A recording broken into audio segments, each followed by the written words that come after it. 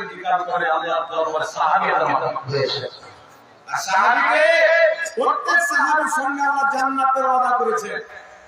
নবী পাকের চেহারা দেখলেন, একজন সকালে ঈমান আনলেন, বেলা 10টার সময় ইন্তিকাল করলেন 10:30টার সময়। মাত্র কিছুক্ষণ নবী পাকের চেহারা দেখলেন, কোনো নামাজ পাননি, রোজা পাননি, হজ জাকাত কিছু পাননি। উনার মর্তবা হচ্ছে এক রাতে 500 রাকাত নফল ইবাদত করনে ওয়ালা ইমাম আযম আবু হানিফা করেছে। সুবহানাল্লাহ।